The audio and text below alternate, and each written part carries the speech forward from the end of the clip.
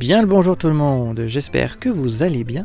Et aujourd'hui parlons d'hier, enfin de certaines façons de parler du passé, tantôt que l'on connaît bien, comme on parle de l'ancien, tantôt qui est un peu plus soutenu et moins connu avec ce qu'on nomme l'antan. Je suis votre folle rugisseur Liseron de la Lyrine pour le podcast des métamologies, où les mots se métamorphosent et dévoilent leurs secrets à travers l'histoire et la culture. L'ancien, ce qui n'est plus comme avant. Attesté en latin vulgaire antianum, dérivé de ante ce qui est avant, par un développement demi-savant probablement dû au sentiment que les clercs avaient de la formation du mot, il sera par la suite écrit dans l'ancien français ancien avec deux i. Le premier i représenterait ici alors une phonétique prétonique interne, en position faible donc.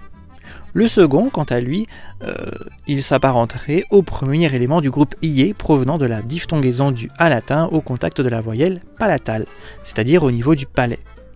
Le groupe iy se réduirait alors en y au cours du XIIIe siècle. Cependant, l'argument phonétique développé contre cette hypothèse est sans objectif, le latin antianum ne semblant pas attester antérieurement à l'apparition du mot en français. Bref, les deux advèrent ensemble. Ainsi, dès le milieu du XIe siècle, sous la bannière orthographique Anciennor, il prendra la définition du temps reculé, alors que fin du XIIe, il prendra un sens plus figuré pour parler d'une personne âgée, entre autres. Et plus tard encore, proposer un âge ou à toute chose animée ou inanimée. On comprendra d'ailleurs aussi son sens de ce qui n'a plus sa valeur antérieure, surtout quand on sait qu'il est composé du terme hanté que nous avons vu tout à l'heure.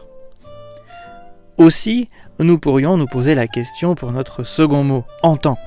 Ce début de mot hante vient-il aussi de ce qui vient avant ou veut-il dire autre chose? Car bien que l'on pourrait rapidement faire une analogie et un rapprochement ici, il s'avère parfois, comme j'aime à le démontrer dans mes podcasts, que des mots se ressemblant n'ont pas toujours la même origine et recèlent alors de drôles d'origines et des nuances propres à faire réfléchir sur ce qu'est notre belle langue française. L'antan. C'était quand déjà?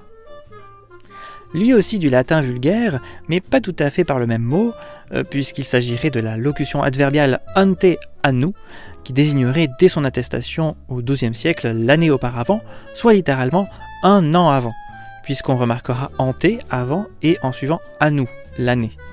Ceci dit, son orthographe variera à l'origine passant par antenne avec un e à antan avec un a progressivement semble-t-il, tout comme il désignera l'an dernier ou ce qui est de naguère.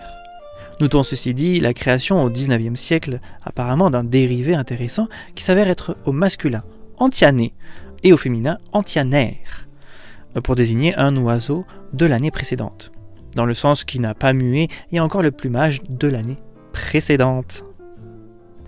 Conclusion, une drôle de fourchette du temps.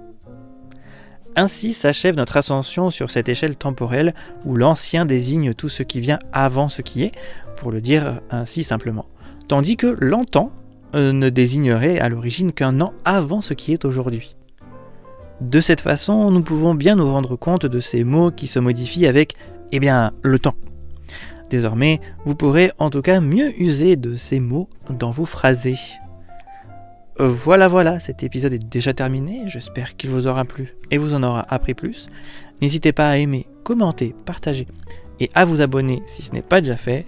Sur ce, je vous dis à la prochaine pour de nouvelles étymos.